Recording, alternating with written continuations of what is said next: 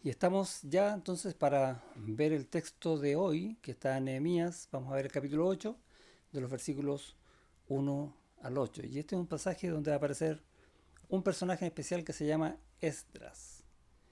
Y vamos a descubrir que Esdras, que es el libro que está antes del libro de Nehemías, era contemporáneo de Nehemías y les tocó trabajar juntos.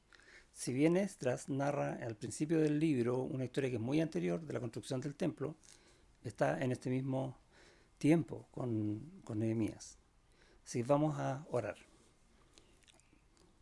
Señor, gracias por ser un Dios tan grande y misericordioso que cada día nos enseñas por medio de tu palabra y rogamos que de esa misma manera lo hagas hoy, no solo para entender, saber, conocer, sino también de conmover nuestro corazón, no solo también para maravillarnos que tú también lo haces, sino para poder hacer tu consejo, no quedarnos en lo que sabemos, sino avanzar en lo que tú quieres. De esa manera poder glorificarte. Ayúdanos a hacer eso hoy en el nombre de Jesús. Amén. En esta historia va a pasar algo interesante. Aparece aquí la ley de Moisés, o tenemos que entender la ley de Moisés como la palabra de Dios, ¿sí? La resume en este término, la ley de Moisés. Dice, y se juntó todo el pueblo como un solo hombre en la plaza que está delante de la puerta de las aguas, y dijeron a Esdras, el escriba, que trajese el libro de la ley de Moisés, la cual Jehová había dado a Israel, o dicho de otra manera, la palabra de Dios, para traducirlo en términos de hoy día, la cual tiene la iglesia. Es la misma idea. Entonces, es como decir, mira, trae la Biblia. Le pidieron entonces a Esdras, y dice aquí que era el escriba, que era un escriba, aquel que hacía copias de la ley. En ese tiempo no cualquiera podía hacerlo y era un tema bastante largo de hacer y caro de hacer. Por lo tanto, ellos tenían una sola copia del libro. Nosotros todos tenemos al menos una copia del libro en nuestras manos. Cuán generoso es Dios con nosotros en este tiempo, ¿no? En el tiempo de ella era mucho más difícil tener acceso a la ley. Por lo tanto, el anhelo que debería mostrar el hombre hacia las escrituras, podría decir, en ese tiempo era mucho mayor. Vamos a ver que no están así. Y el sacerdote Esdras, dice el versículo 2, y aquí nos damos cuenta que no solo era un escriba, sino también un sacerdote. ¿Y qué hacían los sacerdotes? Bueno, aparte de tener funciones en el templo respecto a los sacrificios, una de las funciones principales que tenían los sacerdotes era enseñar la palabra de Dios al pueblo. Y vamos a verlo también en este texto.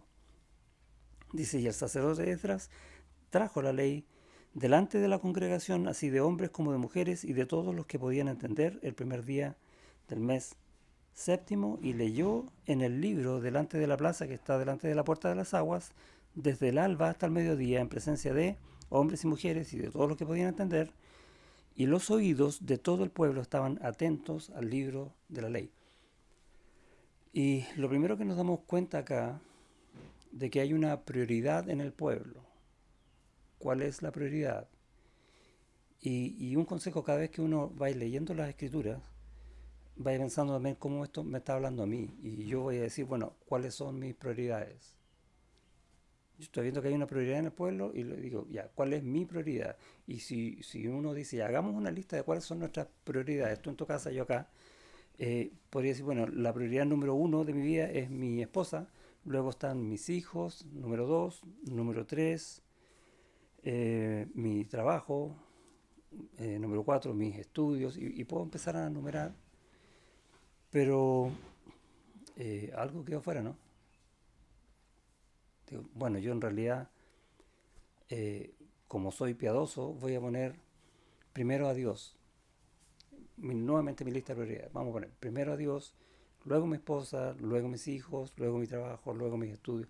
A lo mejor tú tienes una lista un poco distinta que la mía, eh, pero este pasaje nos va a enseñar algo que no estamos viendo. ¿Qué es lo que debo poner en primer lugar de la lista de prioridades? ¿Qué es lo que el pueblo está poniendo en primer lugar en la lista de prioridades? Y tú me vas a responder a Dios. Y yo voy a responder lo mismo. Y creo que es lo que debe ser. Es más, es lo que Dios ha puesto en nuestro corazón. Pero ¿Qué es lo que no nos dimos cuenta? Que si no ponemos la palabra de Dios en primer lugar, entonces no estamos realmente poniendo a Dios en primer lugar.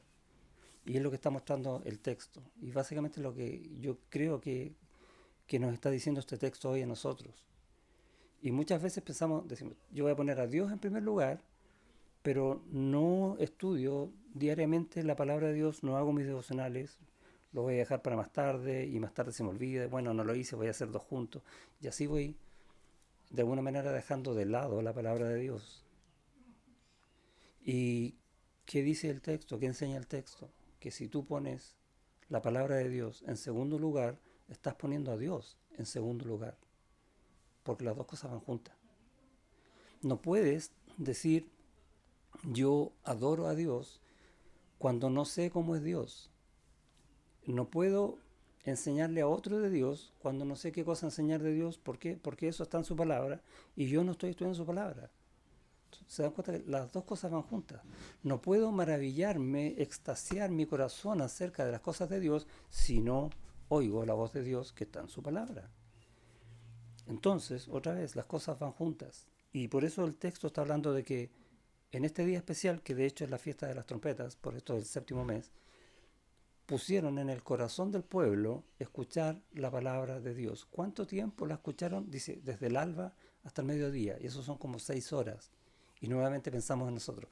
¿Cuánto tiempo nosotros estamos yendo a la palabra de Dios cada día? ¿Lo has medido?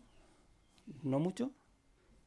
O podemos hacer la pregunta, ¿cuánto tiempo oramos al día? O, en fondo, ¿cuánto tiempo estoy dedicando de mi vida a Dios cada día?